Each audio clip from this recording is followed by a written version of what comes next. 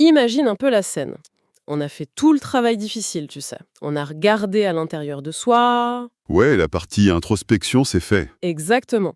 Les déclencheurs internes, ces petites angoisses qui nous poussent à fuir, c'est géré. Les valeurs sont définies, les blocs de temps sont planifiés dans l'agenda. La fameuse forteresse interne. C'est ça. On s'assoit à son bureau, le café est bien chaud, l'esprit est super clair, on est prêt à abattre un travail monstre. Le silence est total. Et soudain, Et soudain, la catastrophe. un simple petit son. Un bip. Un trou tout discret, presque inoffensif. Ou alors juste l'écran du téléphone qui s'allume en silence sur le coin du bureau. Ah oui, juste le flash de l'écran, ça suffit. Mais totalement. Une fraction de seconde plus tôt, on était plongé dans une réflexion super complexe, et là, avec ce minuscule signal, tout déraille. Le regard dévie, Et le fil de la pensée seront nets. c'est physique en fait. On ressent presque une petite décharge d'adrénaline, une urgence absolue de savoir ce qui vient de se passer. Ouais, cette envie irrésistible de vérifier. C'est la sensation la plus frustrante au monde quand on essaie de se concentrer. Parce que, eh bien, le monde physique vient de forcer la porte de notre forteresse. C'est le monde des déclencheurs externes. Et c'est redoutable. En fait, en biologie, on appelle ça le réflexe d'orientation. Le réflexe d'orientation. C'est-à-dire? C'est un mécanisme de survie archaïque. C'est câblé au plus profond de notre système nerveux. À l'époque préhistorique, si un truc bougeait dans ton champ de vision périphérique, ou s'il y avait un bruit soudain, C'était potentiellement un tigre à dents de sabre. exactement, ton cerveau devait absolument interrompre ce qu'il faisait pour allouer toute son attention à ce nouveau stimulus. C'était une question de vie ou de mort. Sauf qu'aujourd'hui, le tigre dans les fourrés, c'est une notification de messagerie. C'est tout à fait ça. Le truc, c'est que notre cerveau ne fait aucune différence. Entre un prédateur et un mème envoyé par un collègue, pour le système nerveux, c'est le même signal d'alerte. Il force l'interruption. C'est fou quand on y pense. Et ça s'attaque directement à nos ressources les plus fragiles. D'ailleurs, l'histoire de Wendy l'illustre à la perfection. Ah, l'histoire de Wendy, ouais. Un grand classique. Pour ceux qui nous écoutent et qui connaissent ce milieu, c'est le quotidien. Wendy, c'est une consultante freelance. Il est 9 heures du matin, elle est dans son bloc de temps sanctuarisé. Le moment idéal, Ouais, elle a en tête l'amorce parfaite pour une proposition commerciale ultra importante. Elle est dans ce fameux état de flow. L'inspiration est là, les mots s'enchaînent dans sa tête. les mains sur le clavier, prêtes à taper. Et là, le téléphone s'illumine. Une simple notification. Et bien sûr, elle se dit ce mensonge qu'on se raconte tous. C'est juste pour une seconde. Voilà, ça va me prendre une seconde. Elle jette un œil, c'est un petit souci d'organisation familiale, sans grande gravité, mais bon, ça lui fait penser à un message qu'elle devait envoyer à un client. Et c'est l'engrenage. Totalement. De l'application de messagerie, elle saute à une autre application pour vérifier un truc, et quand elle lève enfin les yeux vers l'horloge de son ordi, il est 9h20. 20 minutes de perdu, juste comme ça. 20 minutes évaporées. Mais le pire, c'est pas le temps perdu. Le pire, c'est que quand elle regarde son document, il est toujours vierge. Et cette idée de génie qu'elle avait, Disparu. effacée. C'est le vide sidéral. Et c'est terrible, parce que souvent, on sous-estime les dégâts de cette petite seconde de distraction. C'est vrai. On a souvent cette image du sculpteur, tu sais, le gars qui a le burin posé au millimètre près sur son bloc de marbre, prêt à frapper. On vient lui taper sur l'épaule pour lui montrer une babiole, et quand il se retourne, il a perdu l'angle parfait. C'est une belle image poétique, ouais. Mais en fait, scientifiquement, il y a une autre comparaison qui est beaucoup plus exacte. Laquelle? La plongée sous-marine. Ah oui, j'adore cette analogie. Quand on fait un vrai travail cognitif, on ne reste pas à la surface. On descend lentement. Palier par palier, on s'immerge dans les profondeurs de son sujet. Ouais, on accumule la pression, le contexte, toutes les variables du problème. Exactement. En psychologie cognitive, cette fameuse descente, c'est ce qu'on appelle le chargement d'un contexte dans la mémoire de travail. La mémoire de travail, c'est très limité, non? C'est extrêmement limité. Pour réfléchir à un concept complexe comme la proposition commerciale de Wendy, le cerveau doit aller chercher plein de petites pièces d'information et les maintenir actives en même temps. C'est un équilibre super fragile qui pompe une énergie folle. Donc, le fameux bip du téléphone, ce n'est pas juste une petite tape sur les peaux du plongeur. Non, c'est pire.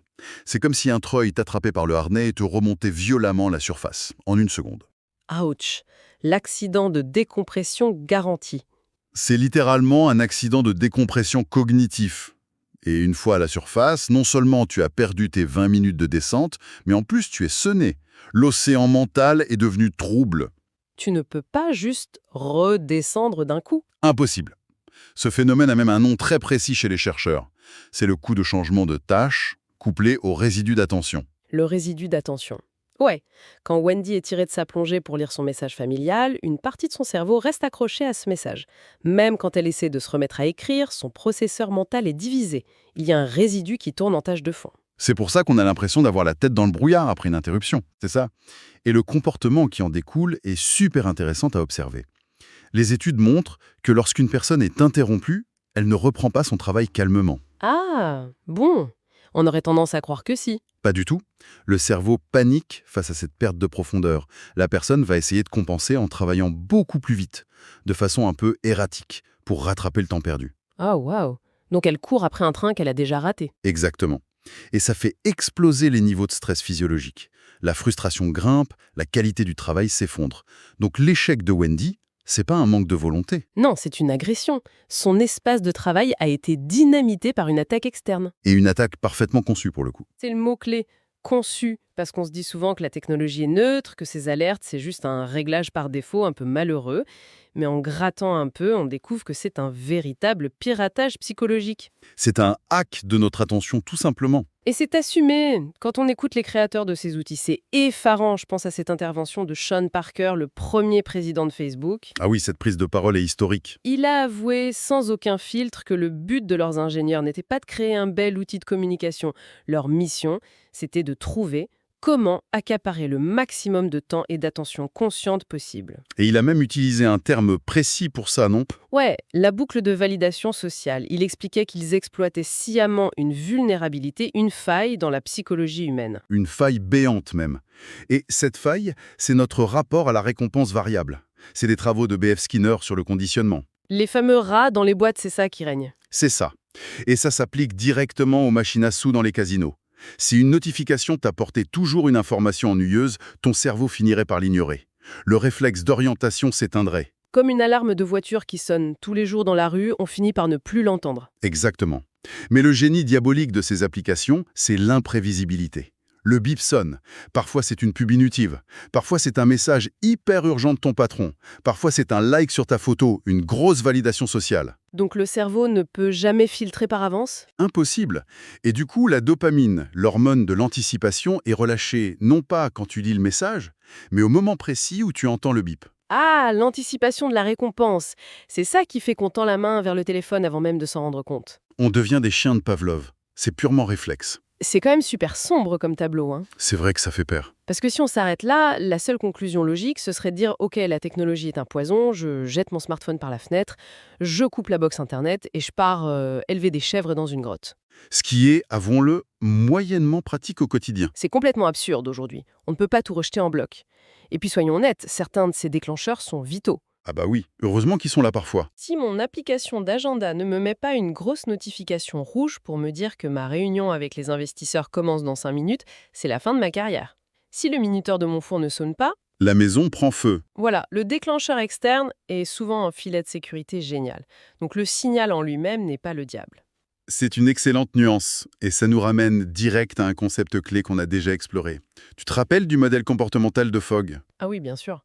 Un comportement a besoin de 3 choses. La motivation, l'aptitude et le déclencheur. Exactement. Le déclencheur, il est neutre, c'est juste l'étincelle. Il nous pousse simplement à agir à un instant T.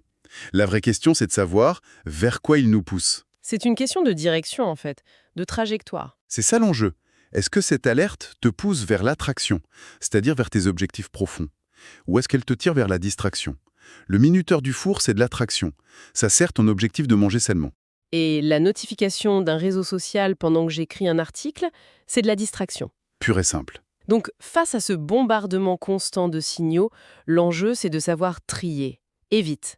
Et c'est là qu'intervient l'arme ultime, la solution concrète face à tout ça. La fameuse question. La question essentielle. C'est la barrière que Wendy aurait dû mettre en place. Il faut vraiment la mémoriser, cette phrase, au mot près. La voici. Ce déclencheur sert-il ma cause ou est-ce moi qui sers la sienne? Ce déclencheur sert-il ma cause ou est-ce moi qui sers la sienne? C'est puissant parce que ça inverse totalement la dynamique de pouvoir. Mais oui, d'un coup, on arrête d'être la victime passive de la technologie. On se pose en juge. Si on reprend l'exemple de l'alerte d'agenda pour la réunion. Je me pose la question. Ce déclencheur sert-il ma cause? La réponse est un grand oui. Ta cause, c'est d'être professionnel, d'être ponctuel. L'application, ici, elle bosse pour toi. Elle me décharge l'esprit, je n'ai pas à regarder l'heure toutes les 2 minutes. C'est un outil parfait. Mais si on prend la notification d'une application d'actualité qui pop sur l'écran pendant que tu es en plongée profonde sur ton texte, Ce déclencheur sert-il ma cause? Non. Ma cause, c'est d'écrire. Et si je clique dessus, qu'est-ce qui se passe? c'est toi qui sers sa cause. Je deviens l'outil de l'application. Je sers la cause de leurs actionnaires. Je leur offre mon temps de cerveau disponible pour qu'ils affichent de la pub. C'est exactement ça. Tu es devenu le produit. Tu travailles pour ton téléphone. C'est dingue de le voir sous cet angle. J'adore utiliser une allégorie pour bien visualiser cette inversion de pouvoir. Imagine qu'au lieu d'être des morceaux de plastique et de code, nos applications soient de vrais assistants humains. Des employés qu'on paye. Ok, j'imagine la scène. L'équipe de choc. Si tu as un bon assistant de direction, un vrai pro, s'il sait que la porte de ton bureau est fermée parce que tu es sur un dossier stratégique, il devient un bouclier. Un rempart total, ouais. Il ne va pas ouvrir la porte à la volée pour te hurler qu'il y a des promos sur les chaussures ou pour te montrer la photo du déjeuner d'un ancien camarade de lycée. Évidemment que non. Il te dérange uniquement si l'immeuble brûle. Contre comment se comportent nos téléphones par défaut dès qu'on les sort de la boîte. Comme le pire assistant du monde. Le pire, un gars complètement chaotique qui tape à la porte toutes les 3 minutes pour te raconter des ragots, t'interrompre pour des trucs sans aucune importance. Un vrai cauchemar. Dans la vraie vie, tu licencierais cet assistant dans l'heure. Exactement. Mais avec nos téléphones, on accepte les réglages d'usine. On donne consciemment les clés de notre attention à cet assistant toxique. Poser la question « Est-ce moi qui sers la sienne ?» C'est évaluer le travail de cet assistant. C'est l'évaluation annuelle de performance de tes notifications et si le bilan est mauvais, tu coupes les accès. C'est la réappropriation totale de notre libre arbitre. Absolument. La machine n'a que le pouvoir qu'on lui donne. En s'habituant à poser cette question, on crée un minuscule espace, une fraction de seconde entre le bip et notre réaction. On casse le réflexe pavlovien. On passe de l'automatisme au choix délibéré. Bon, faut avouer qu'au début, ça demande un petit effort conscient. Ouais, c'est comme un muscle cognitif qu'il faut muscler. Mais la récompense est énorme. Fini l'épuisement à la fin de la journée, fini la culpabilité de voir son temps s'envoler, on reprend le contrôle de ses intentions.